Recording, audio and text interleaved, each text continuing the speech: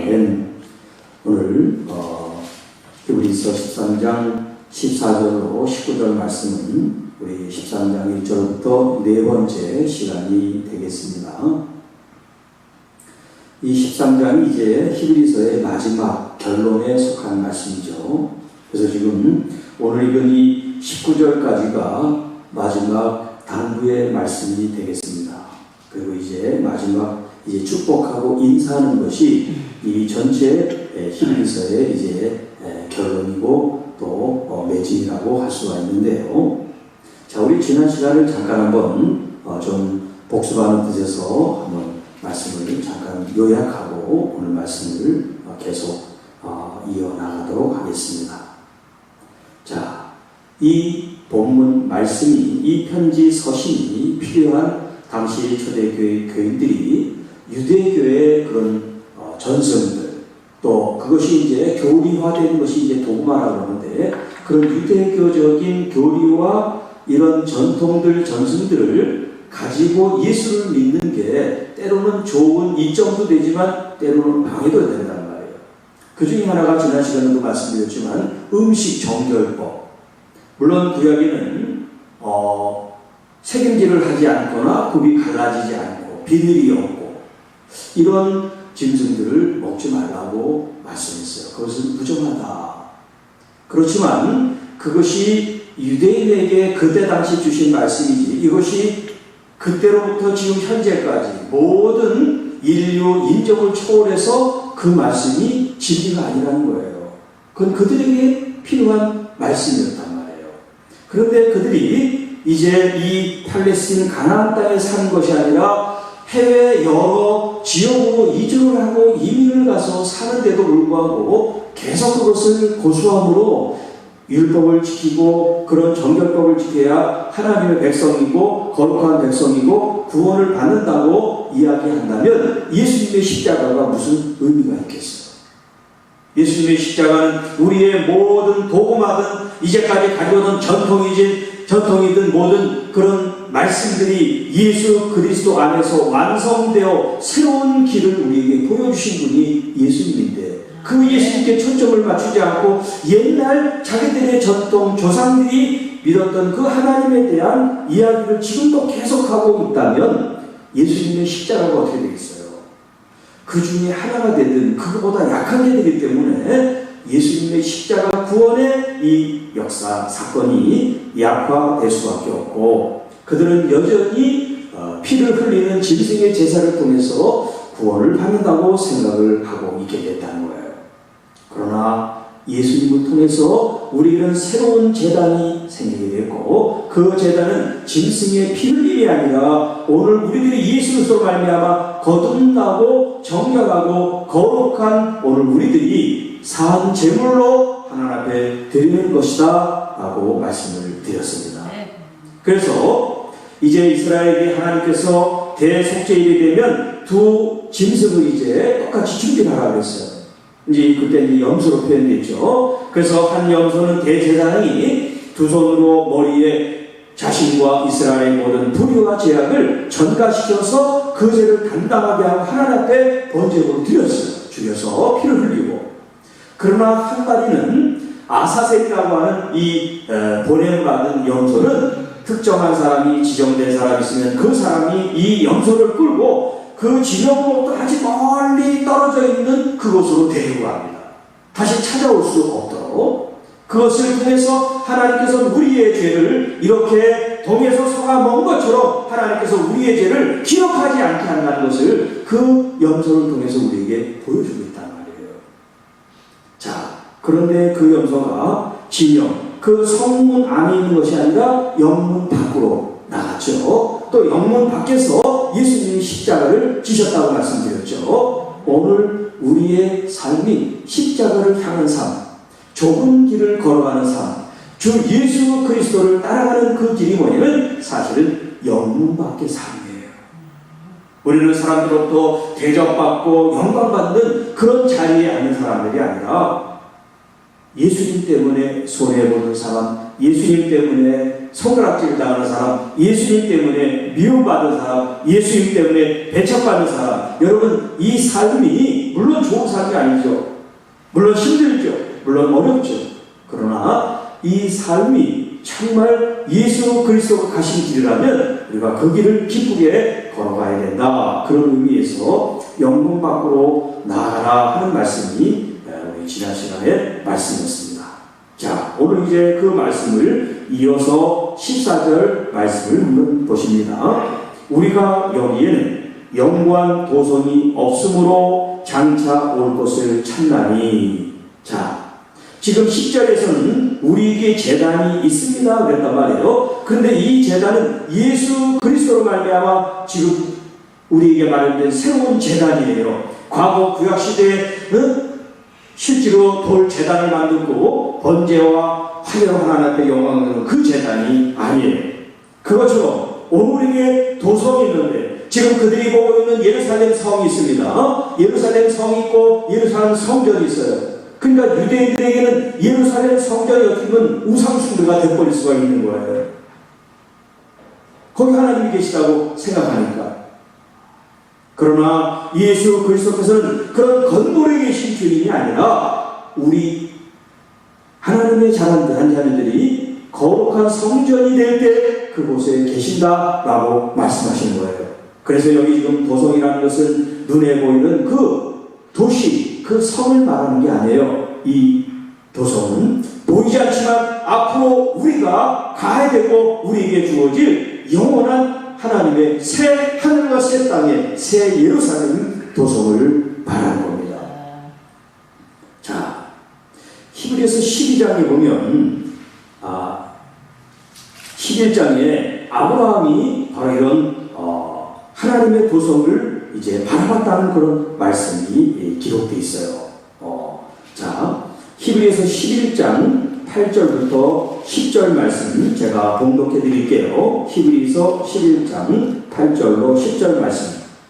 믿음으로 아브라함은 부르심을 받았을 때 순종하여 장래의 유업으로 받을 땅에 나아갈새 갈 바를 알지 못하고 나아갔으며 믿음으로 그가 이방의 땅에 있는 것 같이 약속의 땅에 거류하여 동일한 약속을 유업으로 함께 받은 이삭 및 야곱과 더불어 장막에 거하였으니 이는 그가 하나님이 계획하시고 지으실 터가 있는 성을 바랐음이라.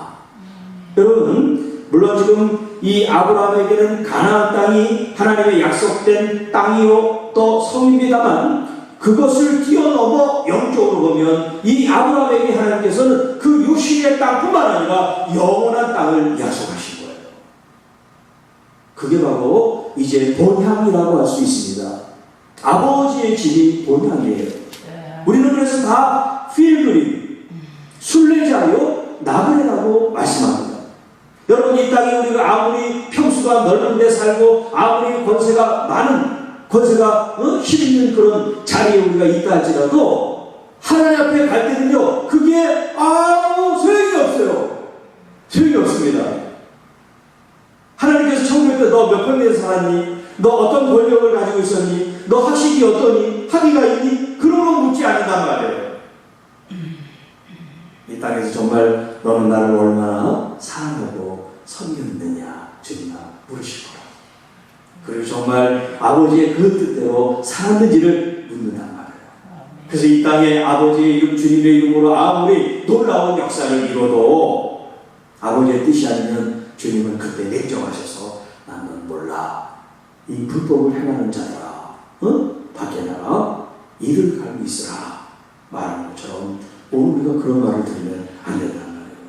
그러니까 우리는 이런 정말론적인 의식, 주님께서 다시 오신다고 하는 그 약속에 대한 믿음을 가지고 있어야 되고 또 하나는 뭐냐면 이 본향에 대한 의식이에요. 하나님 나라의 내가 이제 이 땅에서도 하나님의 통치, 하나님의 나라가 주어져 있지만 여러분 이 땅은 우리의 영원한 세상이 아니란 말이에요. 누구든지 유한하고 정해져 있는 시간밖에 아니에요. 여기서는 하나님의 부르심을 받고 우리가 충성하고 그리고 주님께서 주신 사역을 감당하다가 주님 앞에 갈 때는요 영원한 하나님의 나라가 기다리고 있다고 말이죠. 이것이 아브라함에게 그리고 그 아들 이삭에게 그 아들 야곱에게 하나님께서 주신 비전이에요. 이것이 오늘 여러분과 저에게 주시는 하나님의 말씀이기도 합니다. 아멘. 영원한 보석을 바라봅시다. 아멘. 이 땅에서 힘들고 어렵지만 영원한 하나님의 나라를 바라보는 여러분 되시기를 축복합니다. 아멘. 여러분 그 페이스북이라고 그 이제 SNS에 하는 그 있죠, 페이스북. 거기에 보면 이제 선교사님들이 요즘은 참 인터넷이 잘 돼서 너무 좋은 것 같아요. 그분들이 그 삶의 현장, 선교 현장 속에서 그 쓰는 그 일기든 기도문이든 또 사역하는 그런 것들을 사진과 함께 이제 올려주는 것을 매일 보는데 굉장히 감동이 돼요. 오늘 제가 읽은 내용 중에 이런 얘기가 있어요. 아버지가 케냐에 사시는 선교사님이신데 이제 아마 가족들하고 떨어져 계시고 혼자 거기 이제 선교 현장에 현주민들하고 이제 같이 이렇게 이제 몇 사람하고 생활하는 그런 장면이 나와요.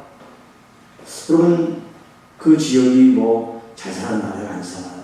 그러니까는 이런 벽돌로 된 그런 집도 아니고 흙으로 집으로 이렇게 엮어가지고 만든 그런 집이에요.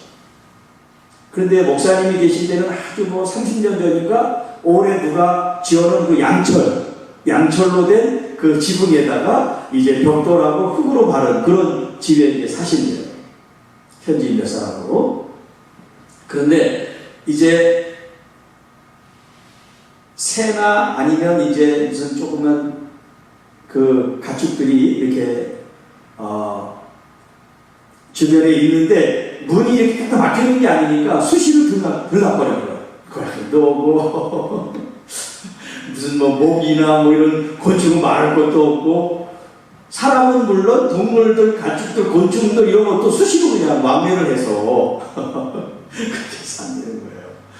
그리고 흙이 이제 오래되니까 다 부서지고 그러면 바람이 불면 그 흙이 또 다 코로 들어가기도 하고 그리고 이제 그 양철 이 지붕에 새라든가 뭐가 이렇게 걸어다니면 그 소리가 커서 성경을 읽는데 그 소리 때문에 소리가 안 들릴 정도로 이제 그런 표현을 아주 이렇게 리얼하게 자세히 해놓으셨더라고요.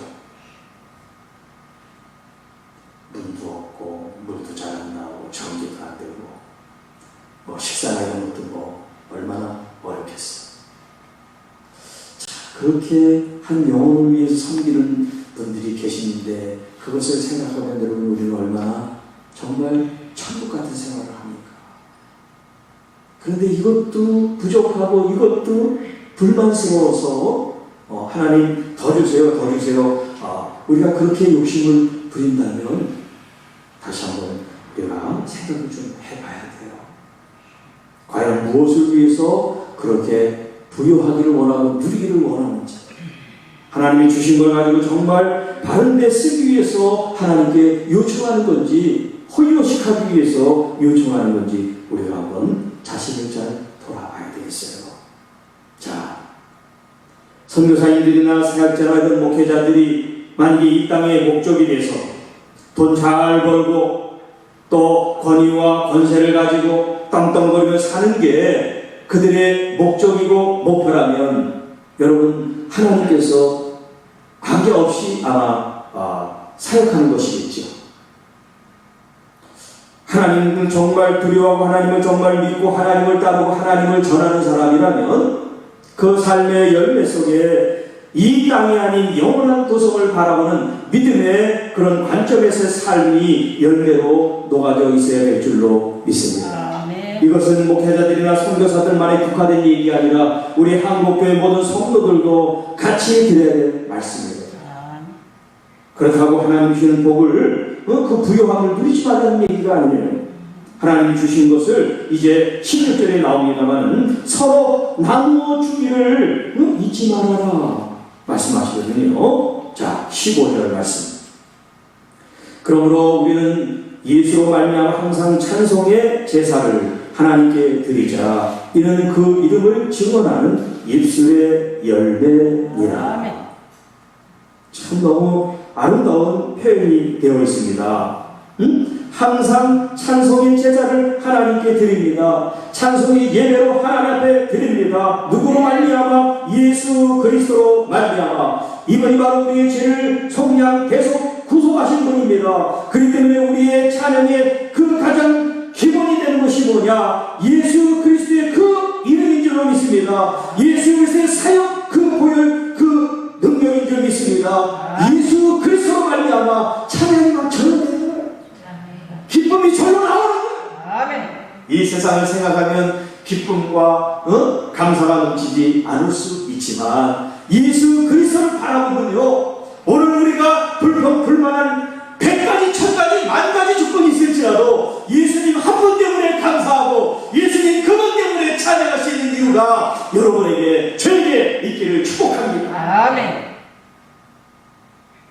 이 땅에 아무리 큰 문제가 있고 아무리 아픈 질병이 있어도 우리 예수님과 바꿀 수 있겠어요? 없지. 이 세상에 아무리 큰 보물단지가 있다 할지라도, 아무리 강한 권세가 주어진다 할지라도 예수님과 바꿀 수 있겠어요? 못 바꾸죠.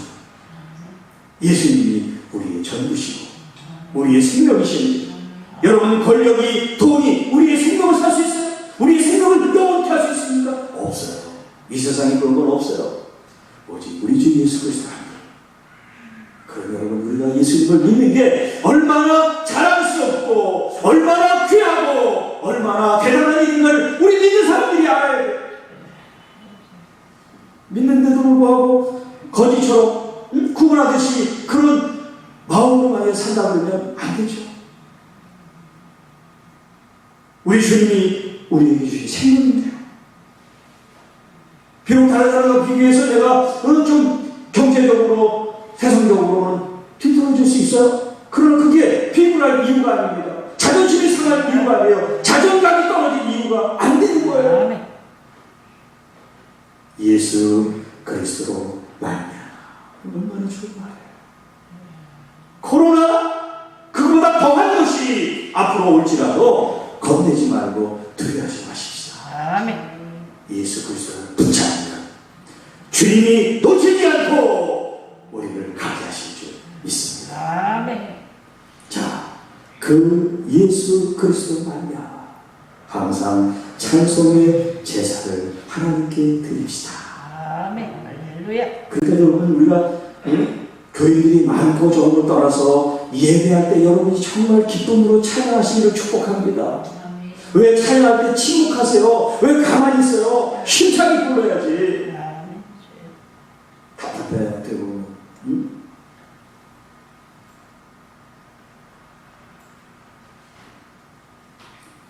이는 그 이름을 증언하는 입술의 열매입니다. 그 이름은 누구예요? 예수 그리스도의 이름. 주님이 하신 일을 증언하는 게 오늘 우리 증인들이 아니겠습니까?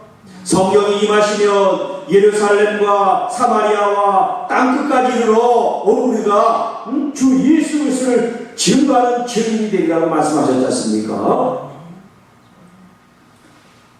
날마다 매 순간마다 주님의 그 이름을 증언하는 바로 그리스도인들, 그들의 모든 말들이 입술의 열매가 되고 입술의 찬양이 되고 입술의 예배가 될 줄로 믿습니다. 아멘. 우리 주님을 증거하는 거죠. 여러분, 세상의 증인은 법정에서 증거하면 돼요. 그렇죠? 이제 법원에 만약에 출두하라는 그런 이제 어떤 그 얘기를 듣고 했다 보면 그 시간에 맞춰서 가서 증언을 하면 됩니다.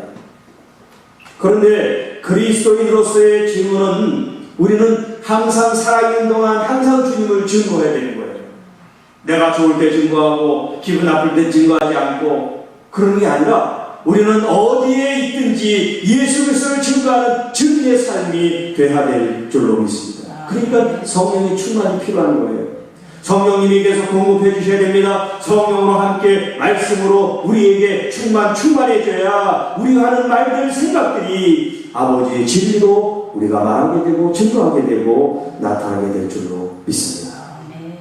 그래서 시편에 우리의 입술에 파수꾼을 세우라는 말이 있죠. 그거는 이 말과 반대예요.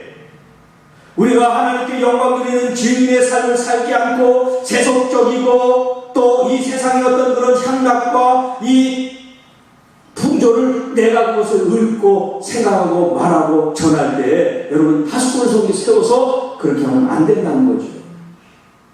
마치 한 입으로 찬양과 저주를 낼 수가 없고 한 입으로 하나님과 우상을 섬길 수 없는 것과 같은 이치죠.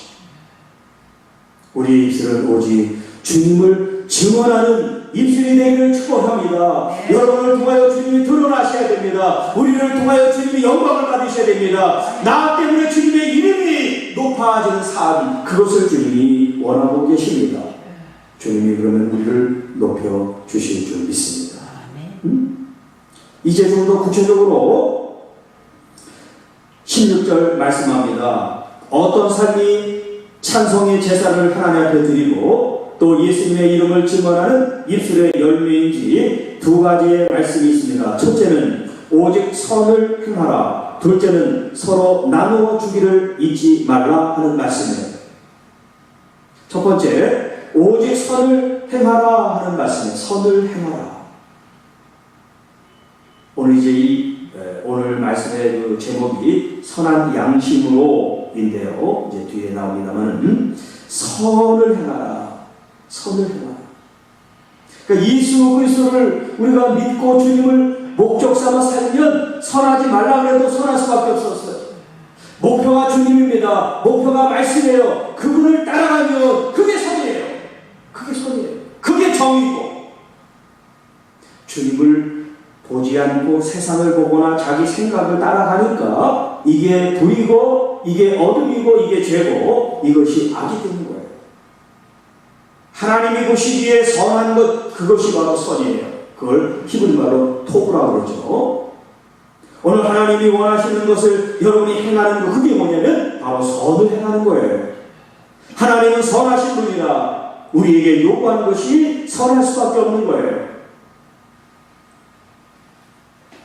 그래서 예수 그리스도를 믿는 우리들이 빛의 갑옷을 입고 선을 행하라. 그 선의 열매가 무엇이다? 라고 말씀하고 있죠. 오늘 예수 그리스도 밖에 있는 사람들은 하는 것이 악합니다. 그들에는 하나님의 주신 선함이 없기 때문에 그런 거예요. 그 주신 본래 양심이 화이 마르기 때문에 이제 바르고 옳은 길을 선택하지 않는 거예요.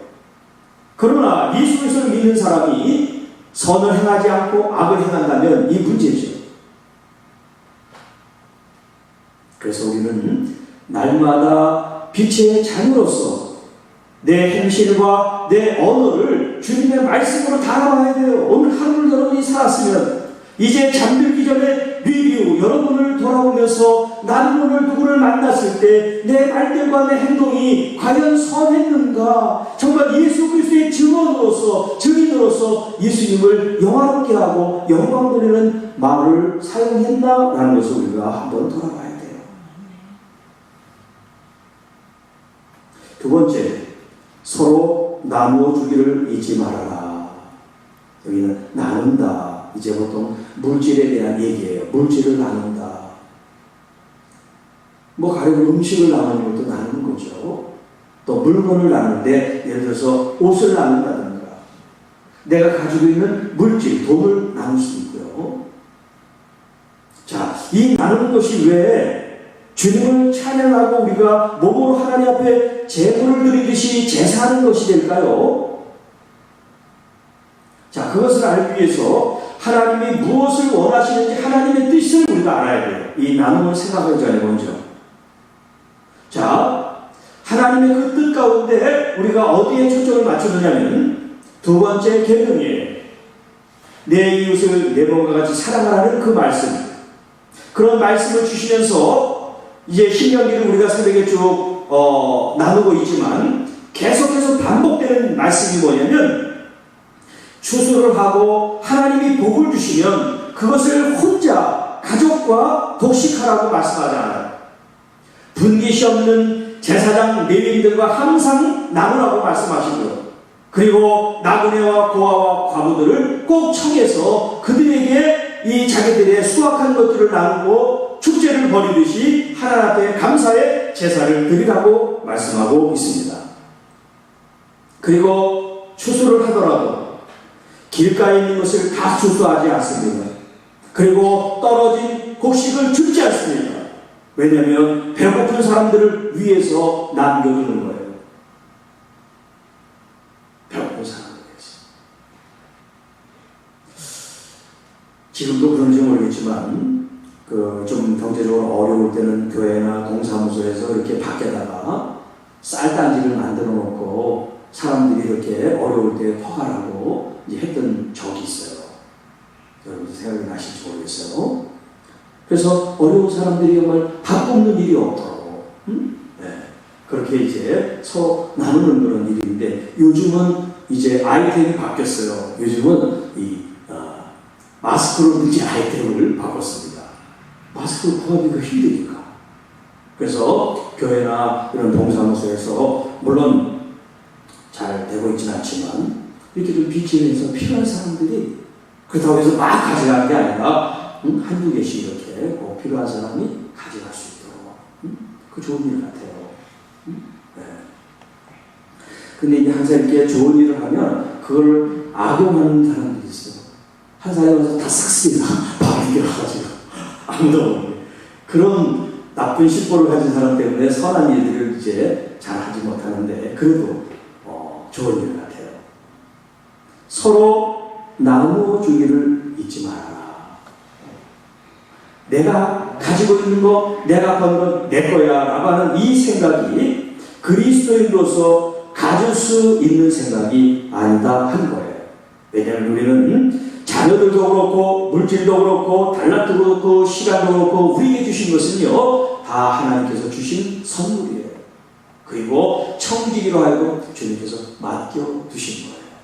여러분, 청지기는 자기가 맡은 것에 권리를 주장하는 게 아니에요.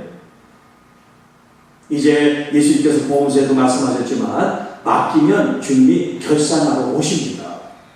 우리가 그걸 알아야 돼요.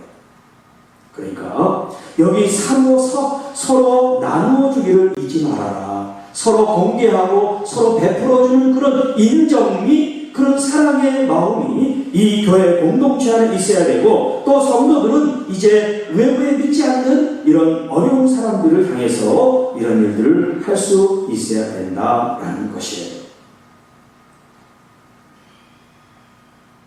자, 하나님은 이 같은 제사를 기뻐하십니다. 그동안 우리가 가지고 있었던 제사, 예배 개념은 정한 시간에 나와서 정해진 순서에 따라 찬양도 있고 말씀도 있고 기도도 있고 헌금 시간도 있는, 그것이 우리에게는 예배라는 어떤 그런 형식으로 많이 자리를 잡았습니다.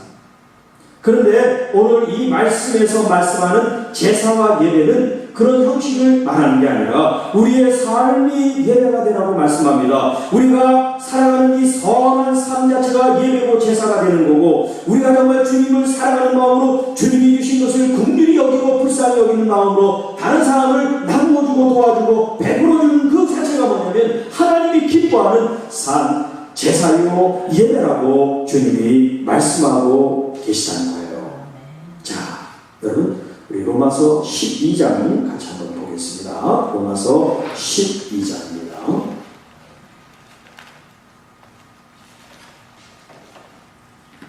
자, 12장 1절 말씀.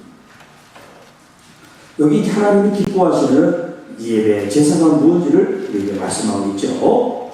로마서 12장 1절 말씀, 우리 함께 한 목소리로 말씀을 봉독합니다. 시작. 그러므로 형제들아, 내가 하나님의 모든 자비하심으로 너희를 권하노니 너희 몸을 하나님이 기뻐하시는 거룩한 산 제물로 드리라. 이는 너희가 드릴 영적 예배니라. 여기 영적이라고 하는 이 단어는 적당한 혹은 온전한, 합당한 그런 뜻의 단어가 영적으로 지금 번역이 된 거예요. 자, 그러니까 하나님이 합당하게 받으시고 온전히 받으시는 예배는 어떤 예배냐면, 우리가 우리의 몸을 하나님 앞에 드리는 거룩한 산 제물로 드리는 걸 원하신다는 거예요. 산 제물로.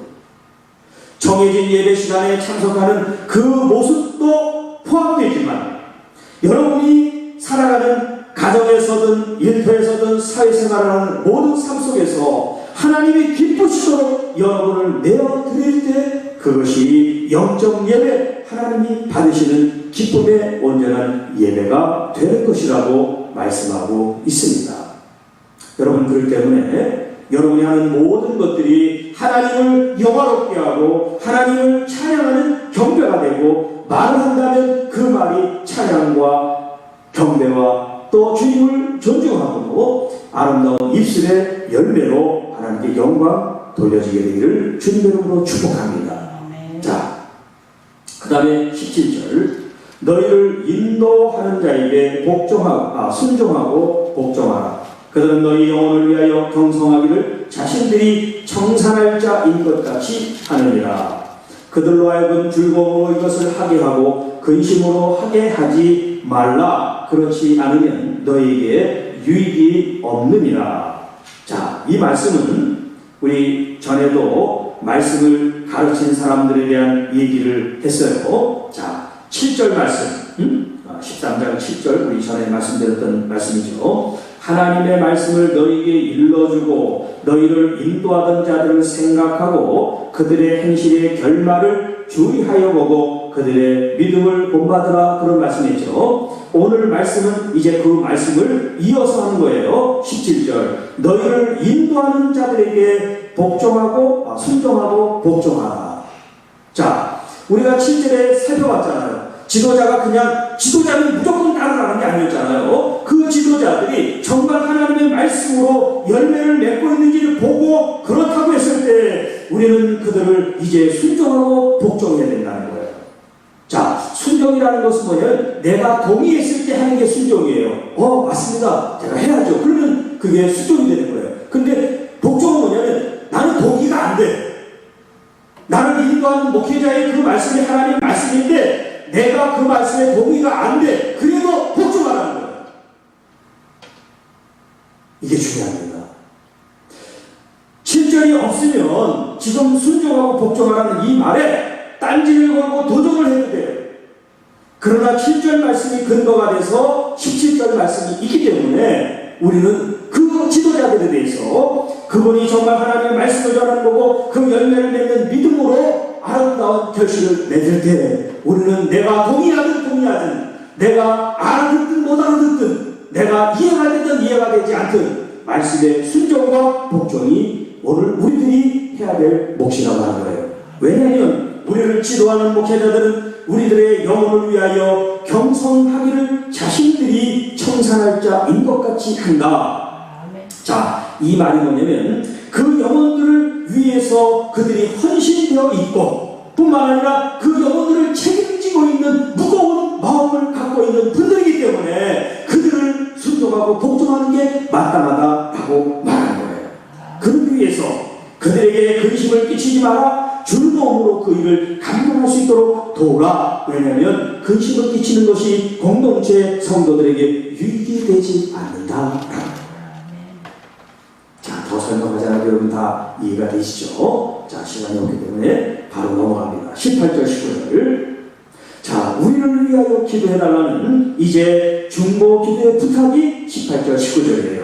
아까 얘기했지만 이 19절까지가 이 히브리서 전체의 결론 마지막이고요. 20절부터는 마지막 인사가 되어 있는 거예요. 그러니까 어떻게 보면 히브리서 이 13장의 전체 마지막 점찍는 마침표가 뭐냐면 기도해 주십시오. 기도해 주십시오. 누구를 위해서? 성도들이 목회자를 위해서. 사도 바울과 복음을 전하는 일꾼들을 위해서 기도를 부탁하는 것이 지금 마지막 이 피어리드 적을 찍는 이야기란 말이에요. 자, 우리를 위하여 기도하라. 우리가 모든 일에 선하게 행하려 함으로 우리에게 선한 양심이 있는 줄 확신하노니 내가 더욱 속히 너희에게 돌아가기 위하여 너희가 기도하기를 더욱 원합니다. 자, 지금 사도 바울과 이 초대교회 성도들 또 지도자들 목회자들이 지금 이 모든 일에 선하게 행하려 한다 하는 이 말씀과 우리가 처음에 읽었습니다는 선한 마음을 갖고 주님 앞에 나아가는 이 성도들 그래서 11절에도 모든 선을 행함이라는 표현을 썼죠. 자, 선하라고 하는 그런 지도자들의 권명과 말씀만 있으면 안 되잖아요. 먼저 지도자들이 선해야지. 지도자들은 악해가지고 자기만 위에서 자기 배만 만약에 불리고 이기적으로 한다. 그러면 따를 필요 없어요. 따라서도 안 되고.